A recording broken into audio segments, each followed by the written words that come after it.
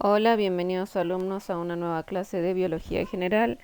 En esta ocasión vamos a continuar con lo que comenzamos en la clase anterior, que era la introducción al sistema óseo. Así que, bueno, sin más que decir, comenzamos. Bien, como siempre comenzamos con las generalidades. ¿Recuerdan cuando recién comenzamos en nuestras primeras clases? Habíamos dicho que un sistema era un conjunto de órganos. Bien, ¿cuál es el órgano que pertenece al sistema óseo? El hueso, ¿sí? El hueso es considerado un órgano. ¿Se acuerdan que habíamos dicho que un órgano era un conjunto de tejidos? Bueno, ¿cuál es el tejido que compone al sistema, a los huesos, perdón? Es el tejido conectivo. ¿Se acuerdan que el tejido óseo estaba dentro del tejido conectivo o era un tipo de tejido conectivo? Bien, las funciones ya lo pudieron ver en el video anterior. Las vamos a nombrar nada más. Estas eran sostén, es decir, que le dan forma a nuestro cuerpo y nos dan la posibilidad de mantenernos erguidos, también en conjunto con los músculos, ¿no? Protección sobre todos los órganos internos,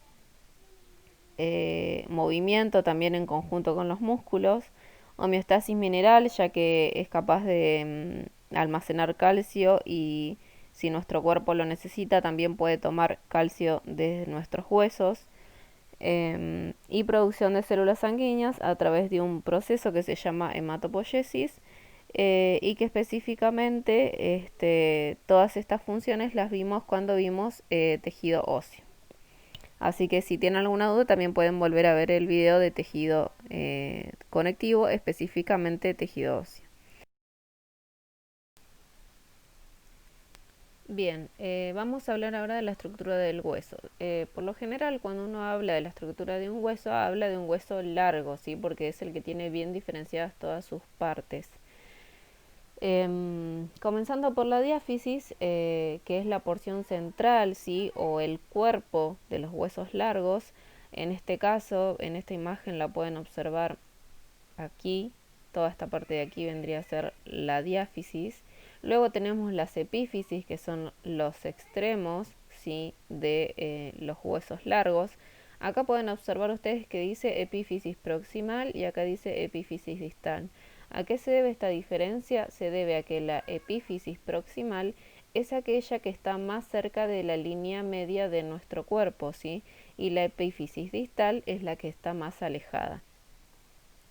Luego tenemos la metáfisis. La metáfisis es esa zona intermedia, ¿sí? Que está justo en medio, valga la redundancia, entre la epífisis y entre la diáfisis. Bien.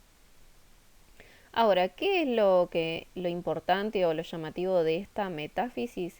En la metáfisis lo que vamos a encontrar es esta línea que pueden observar acá, que se llama línea epifisiaria. Bien, en esta línea epifisiaria, en este caso, es una placa de cartílago hialino, es decir, de tejido conectivo, ¿sí? Que permite el crecimiento del hueso, ¿sí? Esta placa de cartílago está presente hasta alrededor de entre los 18 y los 20 años, ¿sí? Una vez que el hueso deja de crecer, esta placa de cartílago hialino como que se deshidrata y termina quedando esta línea epifisiaria que ustedes pueden observar acá.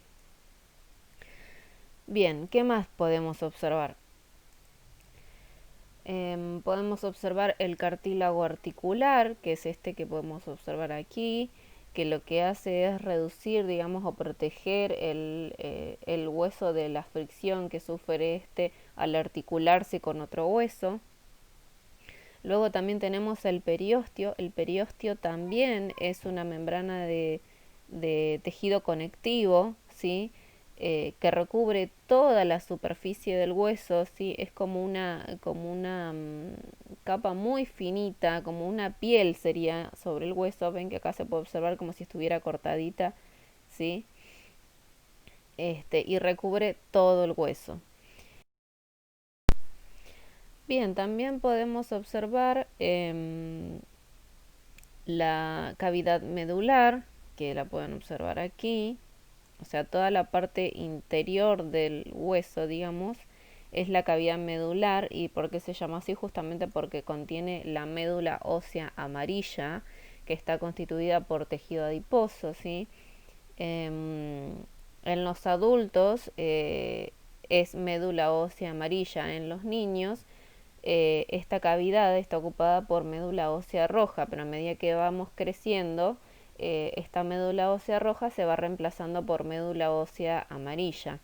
Y finalmente nuestra médula ósea roja queda simplemente en nuestro tejido óseo esponjoso, que se encuentra en las epífisis y en las metáfisis.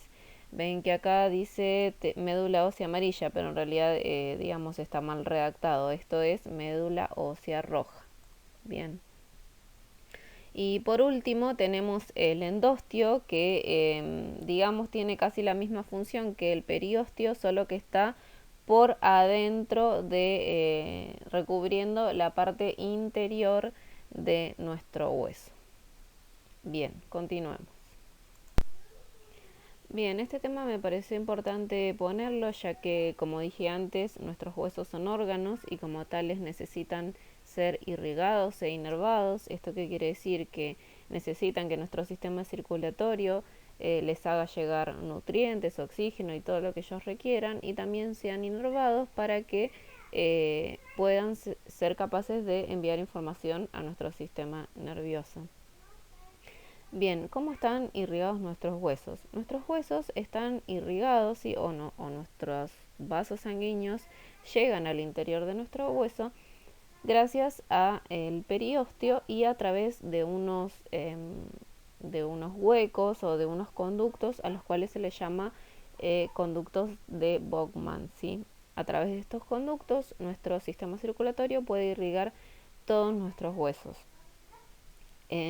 Todos los huesos cuentan con al menos una arteria, algunos tienen más, y cerca del centro de la diáfisis, por ejemplo en esta imagen la podemos ver aquí, ¿sí? Podemos encontrar una gran arteria que se le llama arteria nutricia, acompañado por a veces una o dos venas nutricias, ¿sí? Estas venas nutricias ingresan a nuestro hueso a través del agujero nutricio, ¿sí? Y al entrar, ¿sí?, a nuestra cavidad medular, como que se divide, se ramifica, ven, lo pueden observar acá, se ramifica hacia nuestras epífisis para poder inervar tanto nuestra cavidad medular como la parte interna de nuestro hueso compacto, y también llega a irrigar la metáfisis hasta la línea epifisiaria. Ya en la diapositiva anterior vimos lo que era la línea epifisiaria. Y las epífisis están inervadas por arterias epifisiarias y venas epifisiarias. Y también podemos encontrar en la metáfisis arterias metafisiarias y venas metafisiarias. Las arterias metafisiarias pueden atravesar la metáfisis y llegar hasta nuestra diáfisis.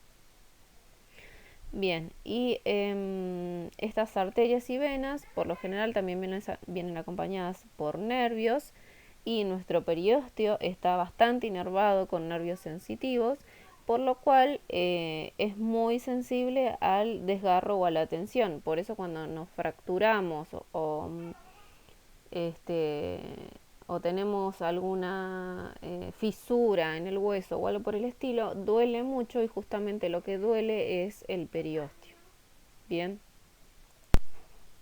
Bien, como todo en biología, o mejor dicho, en anatomía y fisiología se clasifica, y los huesos no son la excepción, vamos a pasar a clasificarlos según su forma. Bien, según su forma tenemos huesos largos, huesos cortos, huesos planos, irregulares y sesamoideos. En algunas bibliografías lo van a encontrar y en otras no, pero bueno, como la bibliografía con la que nosotros estamos trabajando está, lo vamos a respetar y los vamos a incluir. Bien, comenzando por los huesos largos, son aquellos que son tubulares y que constan de una diáfisis y de una epífisis bien diferenciadas. Y básicamente lo que hacen es soportar el peso y facilitar el movimiento. Algunos ejemplos de estos huesos lo pueden observar en esta imagen, como por ejemplo el húmero, el cúbito, el radio, el peroné, el fémur, la tibia, los metacarpianos, ¿sí? Por más que sean huesos chiquitos, ¿sí? No importa que sean chiquitos, lo que importa es que son más largos que anchos. Y esto sucede con los metacarpianos y en las manos y con los metatarsianos en los pies, por ejemplo, ¿no? Luego tenemos los huesos cortos, que son cuboidales y que tienen tejido esponjoso salvo en la superficie. ¿Esto qué quiere decir? Que en su mayoría, o sea, en la mayoría de su estructura son de hueso esponjoso, pero solo en la superficie tienen tejido compacto. Bien, algunos ejemplos de este tipo de hueso podrían ser los tarsianos y los carpianos en nuestros pies. Bien, luego tenemos los huesos planos, ¿sí? Que son delgados, ¿sí? Están compuestos por dos placas casi paralelas de tejido compacto que envuelven a otra de huesos esponjoso. Esto es decir, imagínenselo como si fuera un sándwich, ¿sí? Tenemos hueso compacto, hueso esponjoso, hueso compacto, ¿sí? Bien, y básicamente lo que hacen es brindar protección a otros órganos, ¿sí? Por ejemplo, en este caso podemos observar los huesos del cráneo, la escápula, las costillas, ¿sí? Que protegen a nuestros pulmones. En el caso de los huesos craneales protegen a nuestro cerebro, y el esternón que trabaja en conjunto con las costillas.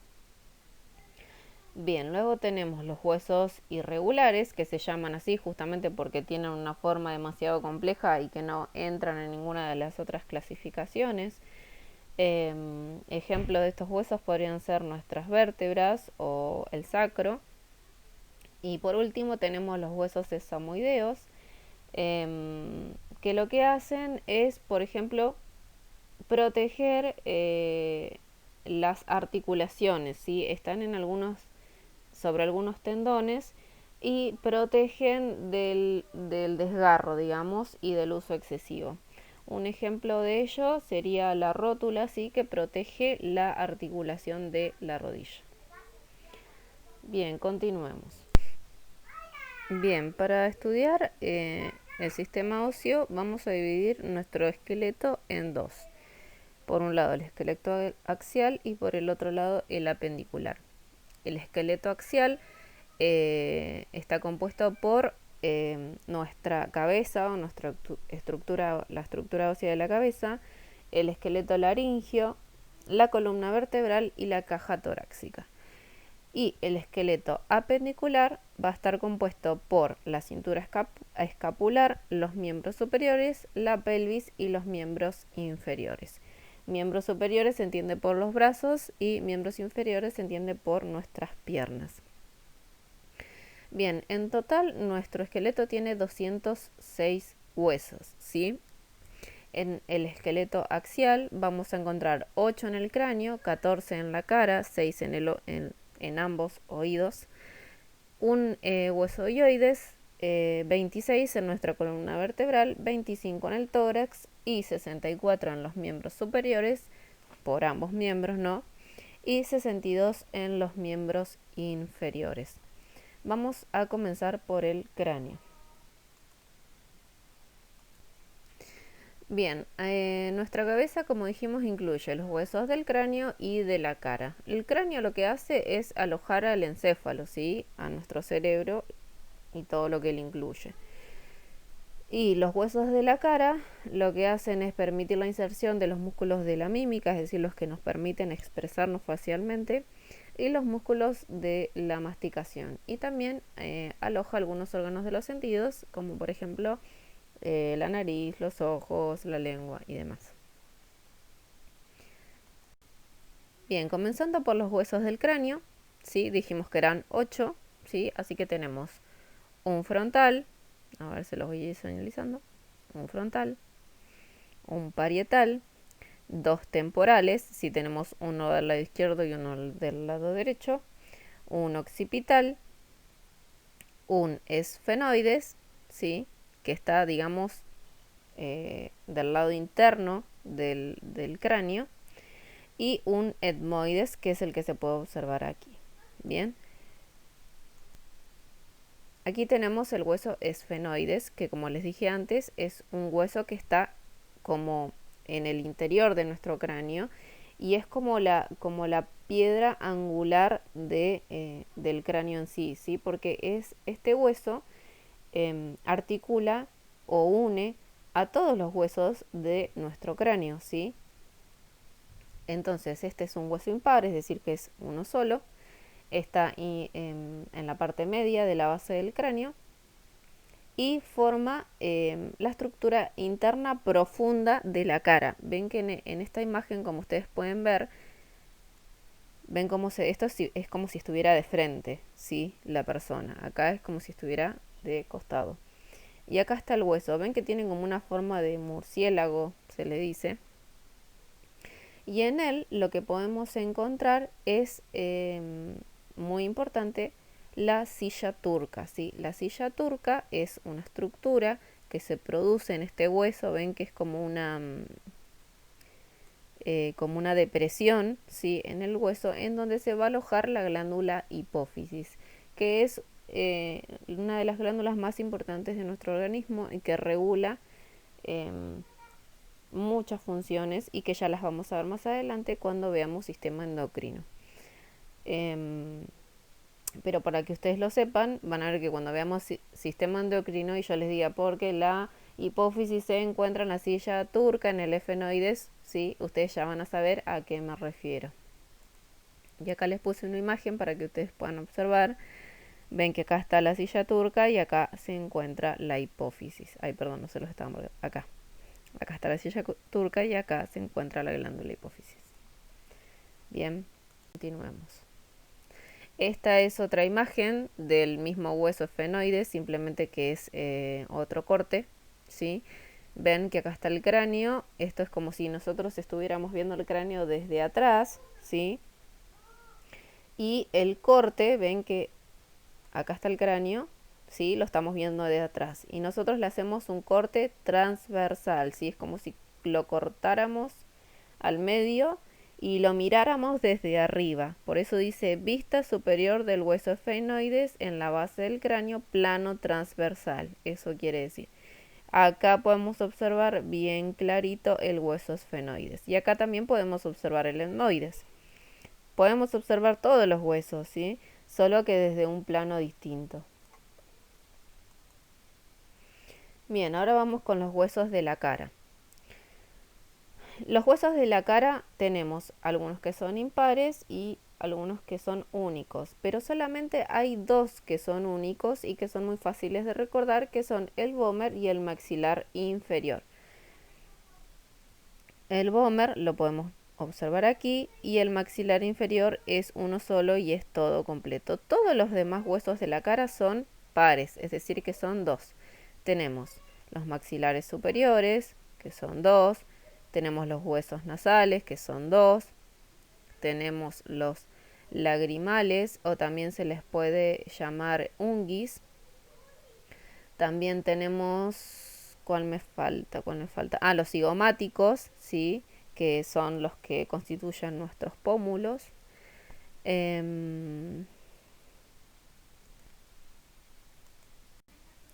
También tenemos los cornetes inferiores, que son los que podemos observar aquí, ¿sí?